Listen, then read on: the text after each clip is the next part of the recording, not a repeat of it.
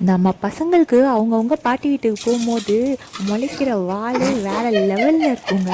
இன்னைக்கு நான் எங்கள் அம்மா வீட்டுக்கு தான் போனேன். நம்ம வீட்டில் எவ்வளோக்கு எவ்வளோ ஹெல்த்தி ஃபுட்ஸ் தான் சாப்பிடணும்னு நம்ம கொண்டு வரோமோ, அதுக்கு ஆப்போசிட்டாக போய் எங்கள் அம்மம்மா வீட்டில் வால் பயங்கரமாக முளைச்சிரும். ஒரே ஜங்க் ஃபுட்ஸ் தான்.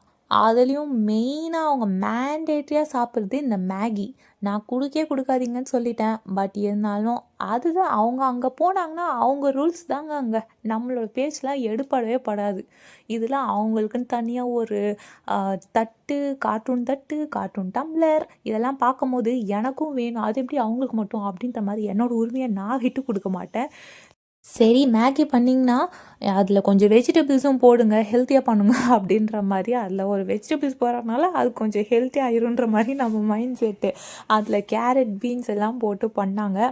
இருந்தாலும் இவங்க கேட்குறதுக்கு முன்னாடியே வர்றதுக்கு முன்னாடியே ஒரு பெரிய மேகி பேக்கெட்டை அவங்க சைட்லேருந்து வாங்கி வைப்பாங்க. அந்த மாதிரி டான்ஸை பார்த்தீங்களா, நம்மளை வெறுப்பேற்றுற மாதிரியே இந்த பசங்க பண்ணுவாங்க. ஸோ எத்தனை பேர் வீட்டில் உங்கள் பசங்க இந்த மாதிரிலாம் பண்ணுவாங்க அவங்கவுங்க பாட்டி வீட்டுக்கு போனான்றதே எனக்கு நீங்கள் கமெண்ட்ஸில் சொல்லுங்கள். எங்கள் வீட்டுக்கு போனால் மேண்டேட்ரி ஃபுட்டு இந்த மேகி தான். இல்லைனா எங்கள் வீட்டுக்கு போயிட்டு வந்த அந்த கம்ப்ளீஷனே இருக்காது. ஸோ இவங்களும் சாப்பிட்றது ஒரு பக்கம் இருந்தாலும் நானும் சேர்ந்து சாப்பிட்ருவேன். ஆனால் எங்கள் அப்பா அம்மா மட்டும் என்ன தான் மேகி ஏதேதோ ஜங்க் ஃபுட்ஸ் பண்ணாலும் அவங்க அந்த காலத்துலேருந்து அந்த பண்ணுற உப்பு போட்ட வேர்க்கடலை அந்த மாதிரி ஒரு ஹெல்த்தி ஆப்ஷனை தான் அவங்க சாப்பிடுவாங்க. அவங்க அதுலேருந்து என்றைக்குமே மாற மாட்டாங்க.